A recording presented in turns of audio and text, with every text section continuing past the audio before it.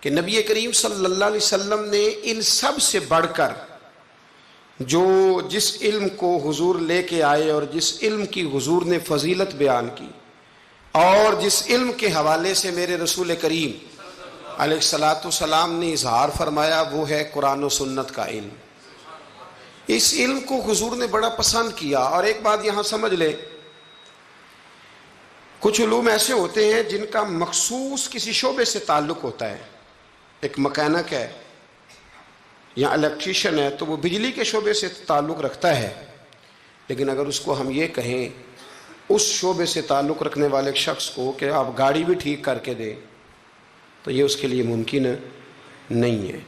گاڑی کا مکینک اور ہے اور الیکٹریشین ہے، یہ سمجھانے کے لیے بات عرض کر رہا ہوں۔ لیکن جو قرآن و سنت کا علم ہے یہ پتہ کیا ہے، یہ دین کے ہر شعبے کے ساتھ بات کرتا ہے۔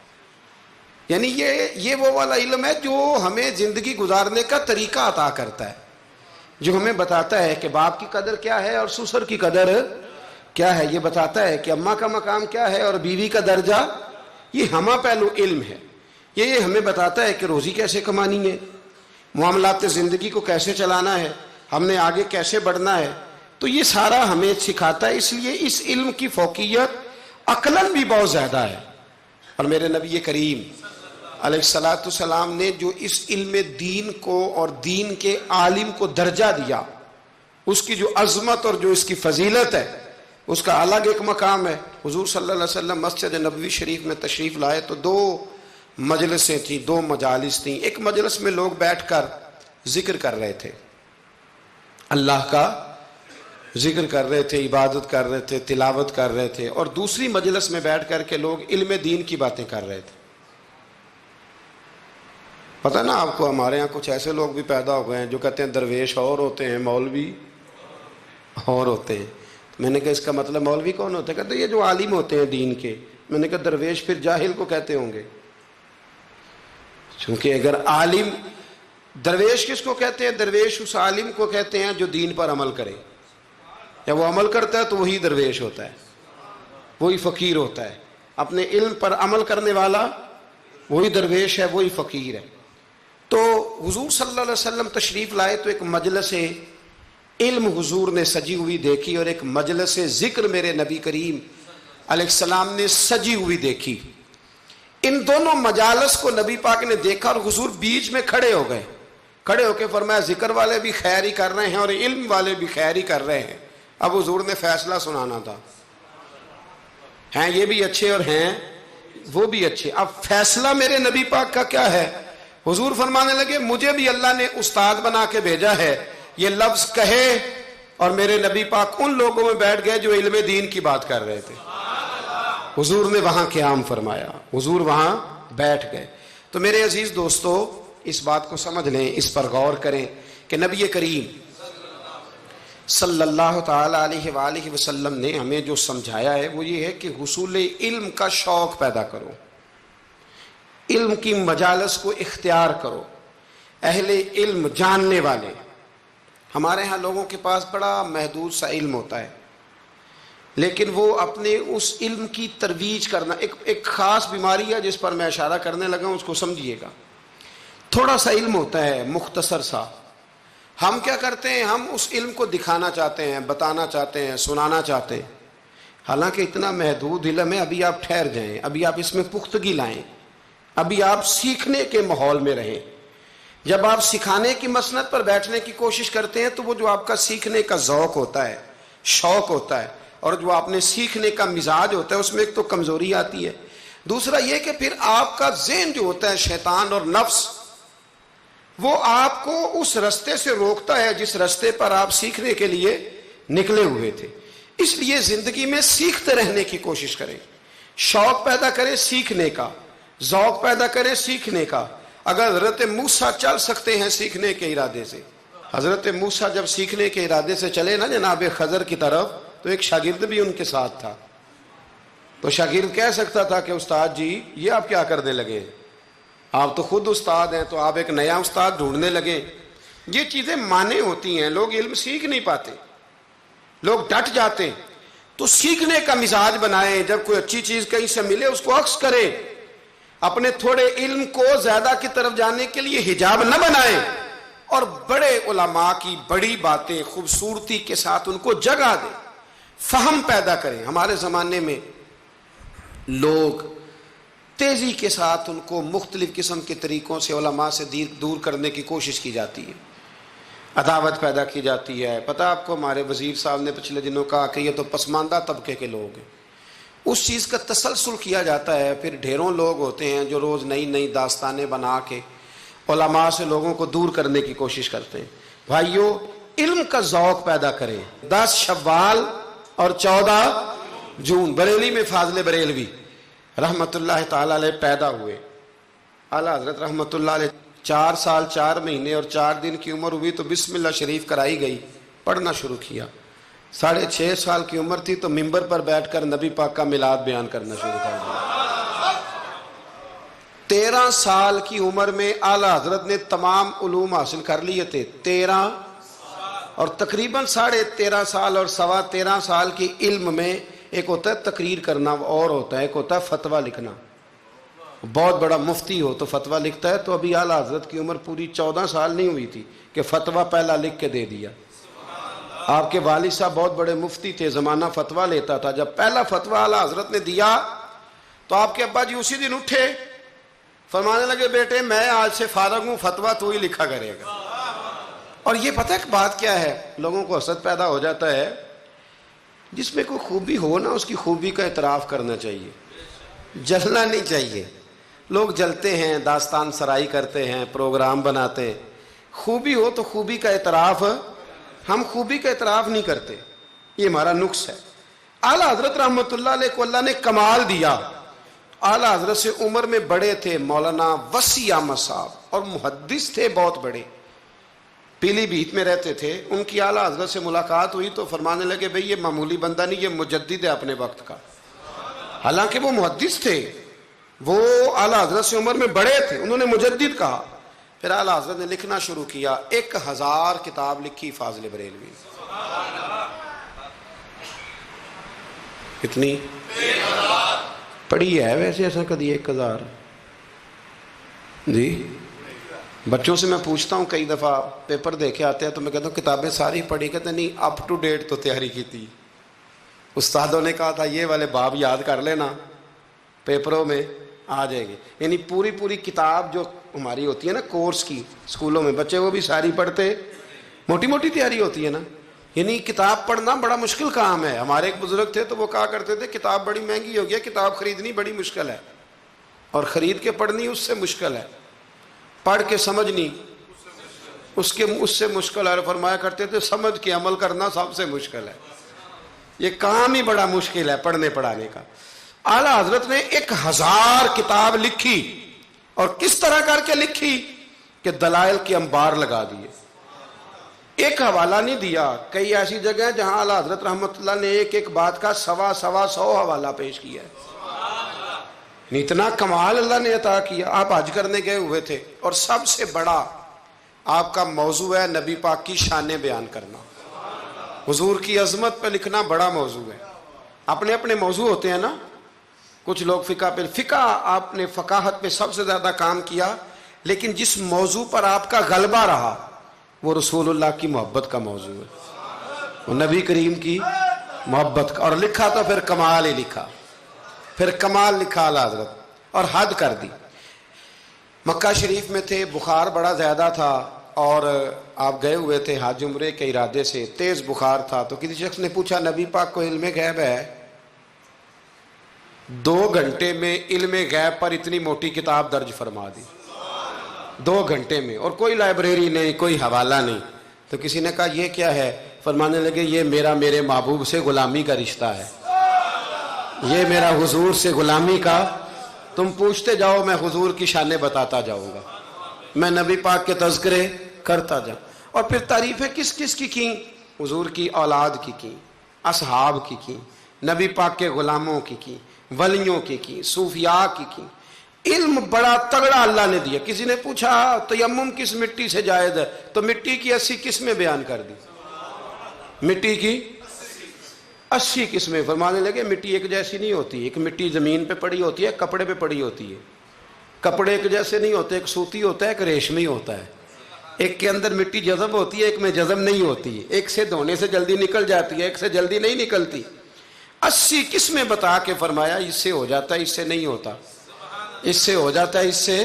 اور جواب بڑے شاندار دیتے تھے۔ ایک بندے نے ایک دفعہ پوچھا جی فرض کا درجہ زیادہ کہ سنت کا؟ فرمانے لگے فرض کا۔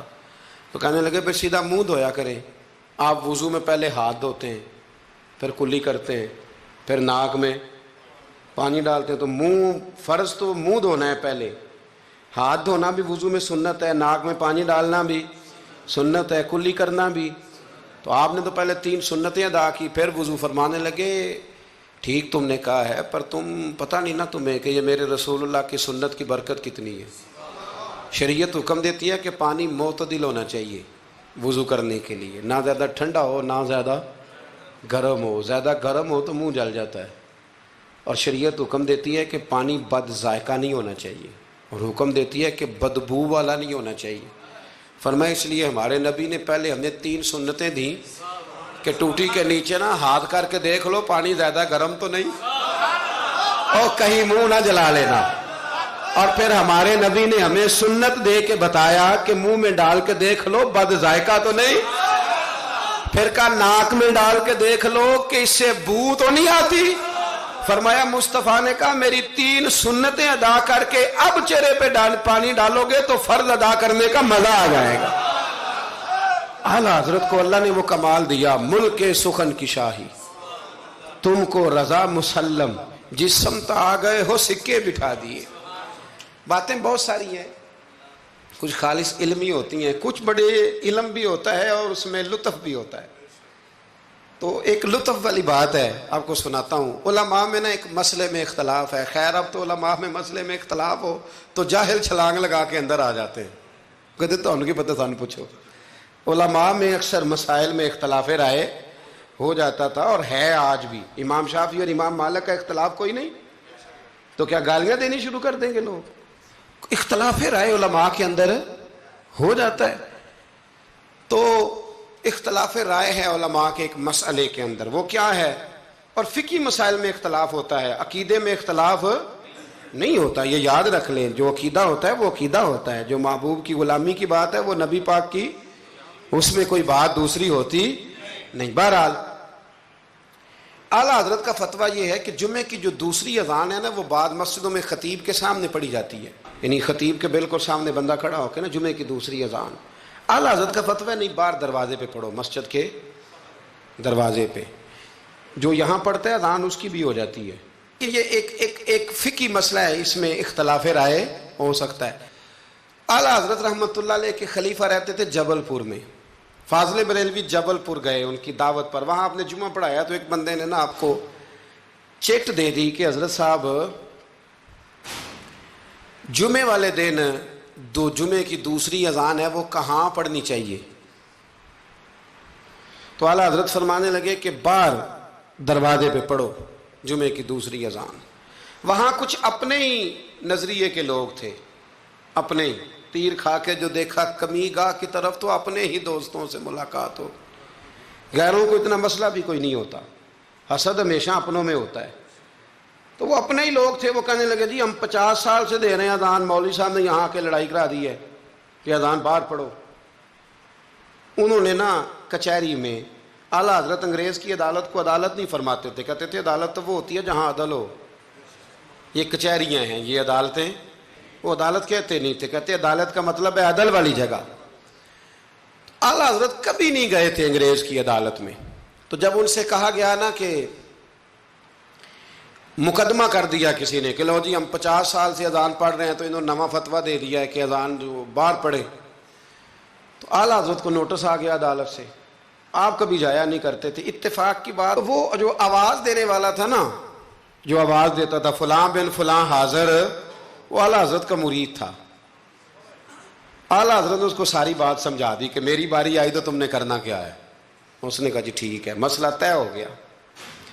ہوا یہ کہ جب جج نے کہا نا مولانا احمد رضا ولد نقی علی خان حاضر ہو، ان کی باری آئی، تو اردلی کو کہا جج نے، اس نے کیس سارا پہلے اسٹڈی کر لیا، مسلمان تھا جج بھی، اس نے پڑھ لیا کہ دو علماء کے درمیان اختلاف ہے، ایک کہتے ہیں کہ یہاں اذان پڑھنی چاہیے، دوسرے کہتے ہیں کہ اذان باہر پڑھنی چاہیے۔ تو وہ پتہ کیا کہتا ہے، اس کو سمجھایا ہوا تھا، جج کہنے لگا چلو جی یہ مسئلہ بھی نمٹاؤ۔ وہ مدعی پارٹی بھی آئی ہوئی تھی، اعلیٰ حضرت نہیں آئے تھے، وہ بڑے خوش تھے کہ وہ نہیں نہ آیا، تو ہم جج کو نا تھوڑا سا اس کو ہوا بھریں گے کہ دیکھا نا جی وہ تو آپ کو بھی کچھ نہیں سمجھتا، وہ بات اور خراب ہو جائے گی۔ پر وَتُعِزُّ مَن تَشَاءُ تُذِلُّ مَن تَشَاءُ، یہ عزتیں ذلتیں یہ اللہ کے ہاتھ میں، یہ رب کریم کے ہاتھ میں۔ تو انہوں نے نہ پوری تیاری، نہیں نہ آیا، دیکھنا اور کریں گے۔ اب وہ اردلی کو جب کہا نا اس آواز دینے والے کو، جج صاحب نے کہ بلاؤ اس کو، اعلیٰ حضرت نے، اس نے پتہ کیا کیا، آواز تو باہر دینی ہوتی ہے نا، وہ جج کے سامنے کرسی کے سامنے کھڑے ہو کے نا کانوں میں انگلیاں لے کے کہنے لگا احمد رضا ولد نقی علی خان حاضر ہو، اور جج کہنے لگا پاگل ہو گیا، باہر جا کے کہنے لگے جی یہی تو میرے پیر کہتے ہیں، یہی تو وہ فرماتے ہیں، یہی تو وہ فکرہ ادا کرتے، ملک سخن کی شاہی تم کو رضا مسلم، جس سمت آ گئے ہو سکے ہی بٹھا دیے۔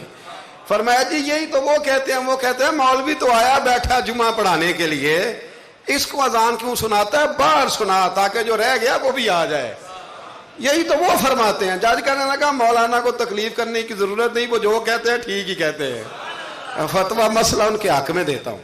یاد رکھیں اعلیٰ حضرت کا یہ کمال تھا کہ انہیں اللہ نے علم بھی دیا تھا اور سمجھانے کی طاقت بھی عطا فرمائی، ان کے اندر یہ قوت تھی، یہ ہمت تھی کہ وہ بات سمجھا سکتے تھے، لیکن جس کی شان زیادہ ہوتی ہے اس کے مخالف بھی زیادہ ہوتے ہیں، پکی بات۔ اعلیٰ حضرت نے ایک شعر لکھا ہے، غوث پاک سے فریاد کرتے ہیں عدو بددین اور مذہب والے حاسد، کہتے ہیں اے غوث پاک وہ جو میرے بیگانے ہیں نا وہ تو ویسے ہی بد دین ہیں، اور جو میرے اپنے ہیں وہ مجھ سے حسد کرتے ہیں، تو ہی تنہا میرا زور بازو ہے یا غوث، کہتے ہیں تو ہی میرا زور بازو ہے، بیگانے ویسے بد دین ہے اور اپنے تو ہی ہے جو تنہا میرا زور بازو ہے۔ تو حاسدین بڑے اندر پیدا ہو گئے باہر، تو ساری زندگی فاضل بریلوی نے مقابلہ کیا۔ ایمان، اگر علم بڑا تگڑا تھا تو ایمان بھی بڑا تگڑا تھا، تگڑا ایمان۔ آپ یقین کریں ایمان بندے کا مضبوط ہونا تو دنیا کے ہر میدان میں وہ کامیاب ہوتا ہے، اور اگر ایمانوں میں کمزوری ہو، کچی کچی باتیں کرنا، ٹھیک ہے چلتے ہیں کرتے ہیں، یہ بھی صحیح ہوگا وہ بھی صحیح ہوگا، سوال ہی نہیں پیدا ہوتا۔ تگڑی نبی کریم علیہ السلام نے نا ایک حدیث حضور نے بیان فرمایا، کسی مصیبت زدہ کو، کسی بیمار کو دیکھو تو ایک دعا پڑھ لیا کرو، تم کبھی اس مصیبت میں مبتلا نہیں ہوگے۔ دعا کیا ہے؟ الحمدللہ الذی مما ابتلاک بہ وفضلنی علی کثیر ممن خلق تفضیلا۔ یہ دعا پڑھ لو بیمار کو دیکھ کر، یہ دعائیں یاد کیا کریں، یہ پڑھ لو تو جس مصیبت میں دیکھ کے کسی کو پڑھو گے اللہ تمہیں کبھی اس میں مبتلا نہیں کرے گا۔ بریلی شریف کے دائیں بائیں ہندوستان میں نا ایک مرض اکثر پھیلا کرتا تھا، اس کو طاعون کا مرض کہتے ہیں، طاعون کا مرض۔ وہ نا گلٹیاں نکلتی ہیں انسان کے وجود پر، تو اتنا سخت ہوتا تھا کہ لوگ مر جاتے تھے، اللہ تعالیٰ معاف کرے۔ بعض لوگ کہتے ہیں یہ ٹیومر ہوتا ہے نا کینسر کی گلٹیاں، یہ بھی شاید اسی کا تسلسل ہے، اور اس زمانے میں شاید اس کا نام لوگوں نے یہ رکھ دیا۔ بڑا سخت مرض تھا، تو اعلیٰ حضرت کے سامنے 2-3 مریض آئے تو آپ نے یہ دعا پڑھ لی۔ ایک دعوت کسی نے اعلیٰ حضرت کی پکائی، تو آپ کو نا چونکہ معدے میں بڑی تکلیف تھی، آپ کو پتہ ہے معدے میں گرمی بہت زیادہ ہو تو منہ پک جاتا ہے، تو طبیب کہا کرتے تھے کہ منہ کے چھالے بہت تیزابیت ہو، کوئی ایسی چیز کھا لیں تو اس سے نا۔ آپ ایک دعوت پہ گئے تو میزبان نے نا گائے کے گوشت کے کباب بنائے ہوئے تھے، 7 پوڑیاں تھیں۔ اب اعلیٰ حضرت کے لیے طبیب نے سخت منع کیا تھا، اگر آپ کھائیں گے فوراً آپ کے معدے میں شدید قسم کا یہ تیزابیت کر دے گی، السر کا مسئلہ بن جائے گا، منہ آپ کا چھالوں سے اور پھنسیوں سے گلٹیوں سے بھر جائے گا۔ اب جب وہاں پہنچے تو اس نے یہ پکا کے رکھا تھا۔ اب یہ جو دیندار لوگ ہوتے ہیں نا، ان بیچاروں کے بڑے مسئلے ہوتے ہیں، بڑے مسئلے۔ یہ کئی دفعہ اپنی بچت کے معاملے میں بڑے پریشان ہوتے ہیں کہ لوگ کیا کہیں گے۔ جاہل تو جو مرضی کر جاتا ہے نا، आलिम ने फूंक फूंक के कदम रखना होता है कि यार यहाँ ना मसला बन जाए, यहाँ ना मसला बन जाए। अब वो आपका खादम कहने लगा हुजूर इनसे कहते हैं कि ये सादा कोई खाना ले आए ताकि आप खा लें, अब ये आप खाएंगे तो बीमार हो जाएंगे। तो आला हज़रत फरमाने लगे वो तो बात तेरी ठीक है, बीमार हो जाऊंगा, लेकिन अब ये आदमी है, इसको मैं कैसे कहूँ? ये कहेगा कि मैंने इतनी मेहनत की है और ये खा नहीं रहे। इखलाकन दुरुस्त नहीं कि आप मेज़बान को, अब आप किसी को कह दें तो वाकई मुश्किल होती है कि यार हद हो गई है, इतने पैसे लगा दिए, इसको पसंद नहीं आ रहा।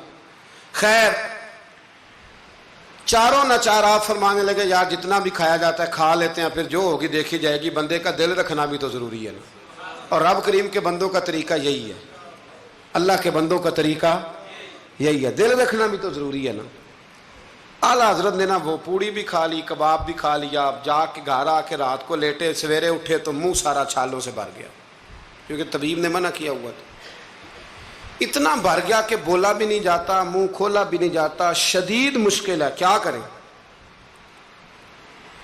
आपके भाई मौलाना हसन रजा साहब रहमतुल्लाह अलैह ना एक तबीब को लाए, बड़े सियाने को। उसने आते ही कहा इनको तो ताउन हो गया। आला हज़रत फरमाने लगे तू झूठ बोलता है और तेरी हिकमत भी झूठ बोलती है, मुझे ताउन नहीं हो सकता। उसने कहा जनाब वही गिल्टिंग है। फरमाने लगे तू झूठ बोलता है इसलिए कि मैंने ताउन वाले मरीज को देख के वो दुआ पढ़ ली थी जो मेरे नबी ने सिखाई है। तो तबीब की बात गलत हो सकती है, मेरे हबीब की गलत नहीं हो सकती। हबीब की बात गलत हो सकती। फरमाया वो कहने लगा जी वही है। तो आप फरमाने लगे तबीब झूठा साबित होगा और हबीब की बात को अल्लाह सच साबित करेगा, ये हो ही नहीं सकता, मैंने दुआ पढ़ ली थी, ये कैसे हो सकता है? ये यकीन कामिल है। ये क्या है बोलिए? अल्लामा इकबाल कहा करते थे याद रखो गुलामी से बदतर है बेयकीनी, गुलामी से बदतर है बेयकीन नहीं। यकीन कामिल, पीर कामिल के यकीन कामिल, हालांकि दोनों कोई कामिल होना चाहिए, पर यकीन कामिल बड़ा नफ़ा देता है। यकीन कामिल है, आप यकीन करें। एक दरवेश की मैं बात पढ़ रहा था तो वो कहीं मुरीद हो गए, तो इतने यहाँ ना पीरी मुरीदी बड़ी कच्ची होती है, हो भी सकता है, पूछ भी लेते हैं, ऐसा नहीं, मुरीद हो गए।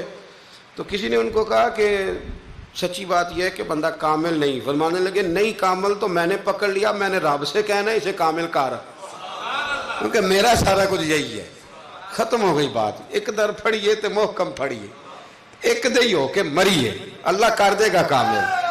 खत्म हो गई बात। ये क्या बात हुई? कच्ची कच्ची बातें करना, कच्ची कच्ची और अकल के घोड़े दौड़ाना, बस जिससे लगा ली फिर उससे पक्की लगा ली। ये आप जालस, वो आदम चिश्ती कहता है लगा जदों बाजार अजलदा ते लोकी चोरां वांग सुधाए, किसे ने लुट ली इल्म दी दौलत ते किसे हासे झोली पाए, आजम वेख जहालत साडी असी इश्क खरीद ले आए। एक जहालत साडी असी।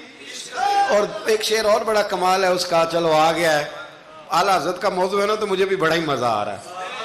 तो वो कहते हैं कि किसे दे सिर दस्तारे इमामत उस इल्म पढ़ावन सिखिया, तो किसे ने पहने फकर दचोगा उस जोहद कमावन सिखिया, आजम वेख मुकद्दर साडा असा यार मनावन सिखिया।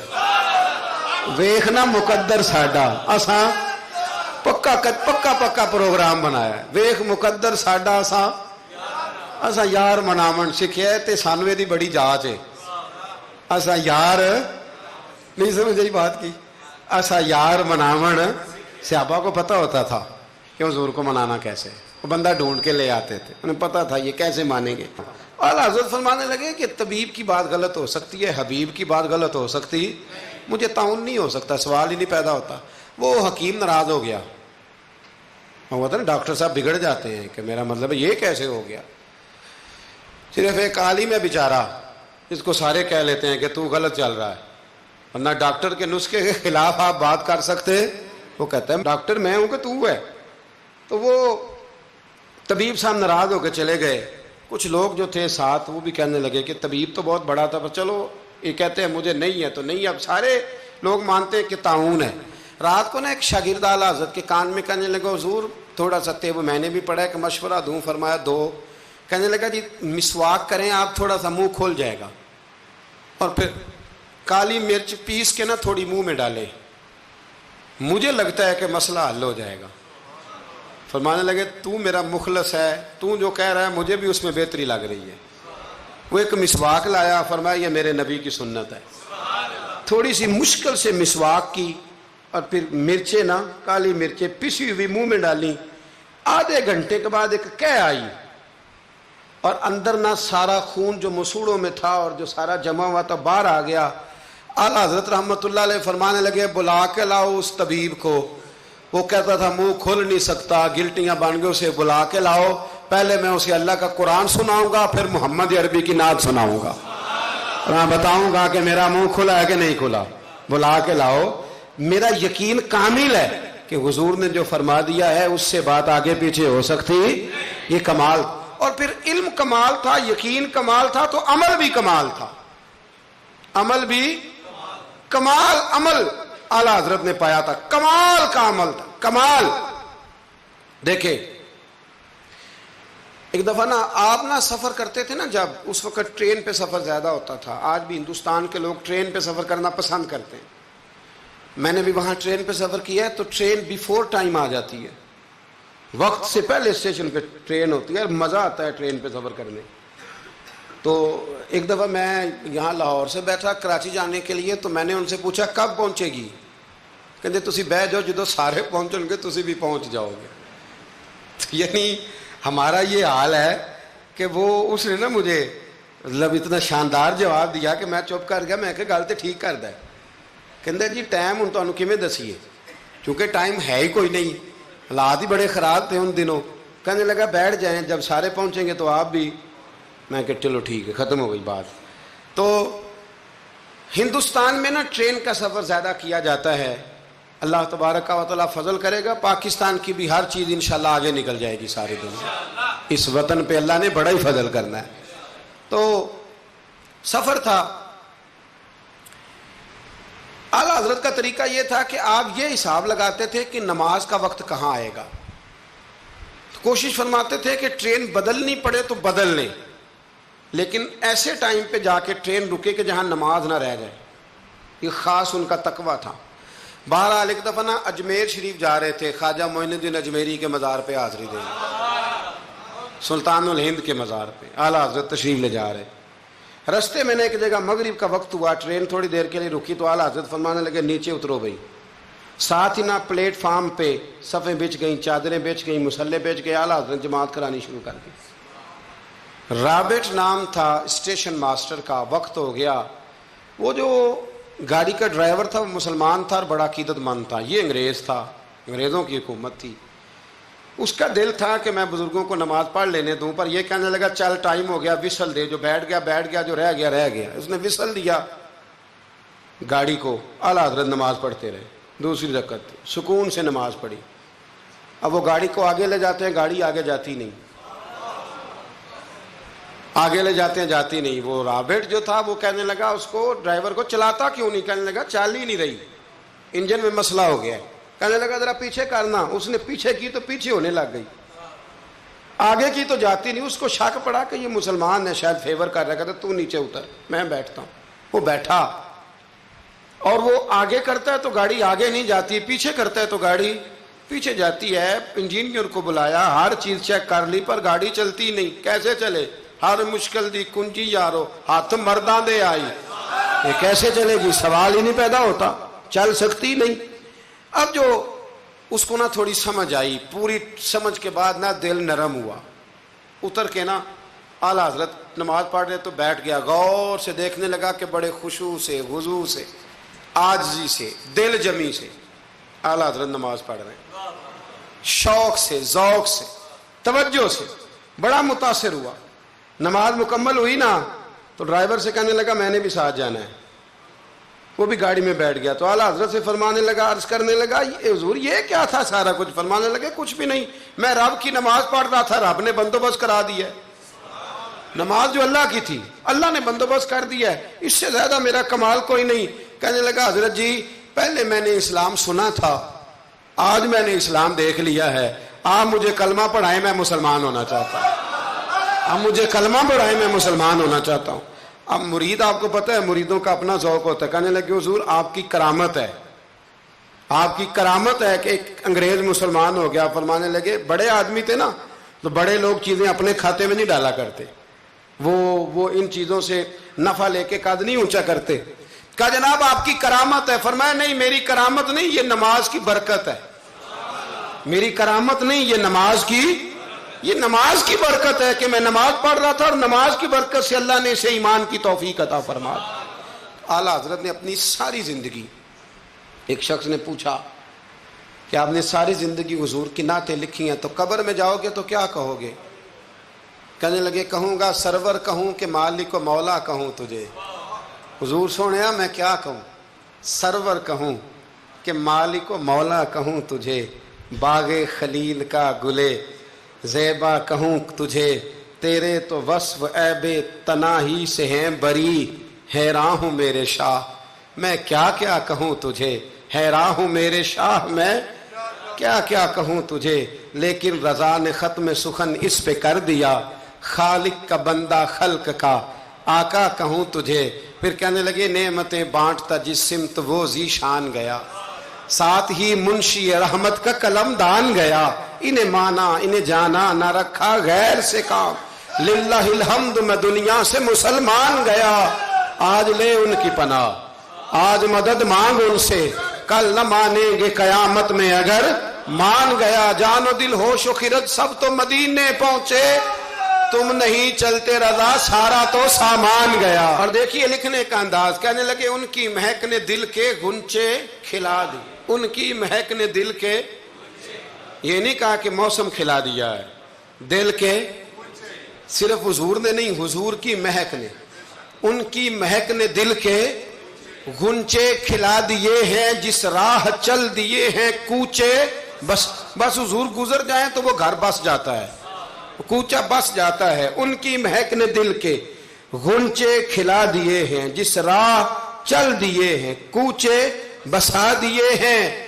अल्लाह क्या जहन्नुम अब भी न सर्द होगा, रो रो के मुस्तफ़ा ने दरिया बहा दिए हैं, रो रो के मुस्तफ़ा ने दरिया बहा दिए हैं, रो रो के मुस्तफ़ा ने दरिया बहा दिए हैं। ये शेर जब पहुंचा ना दाग देलवी के पास इकबाल के उस्ताद, तो वो कहने लगे मुझे कहने दो मुल्के सुखन की शाही, तुमको रजा मुसल्लिम, तुम जिस सिमत आ गए हो सिक्के बिठा दिए। कुछ लोगों ने उन पर बड़े बड़े इल्ज़ामात लगाए, बड़े बड़े, लेकिन आप यकीन करें उनकी जो तालीमात हैं वो उन्हीं की हैं। उन्होंने कहा कि सजदा सिवाय अल्लाह के किसी के लिए जायज़ नहीं है। उन्होंने कहा मज़ार पे जाओ तो 4 हाथ दूर खड़े रह के दुआ मांगो। उन्होंने कहा औरत का पीर से पर्दा वाजिब है। उन्होंने दीन जो बताया है ना, लोगों ने बड़े बड़े प्रापोगंडे किए, बड़े बड़े लोग प्रापोगंडे करते रहते हैं।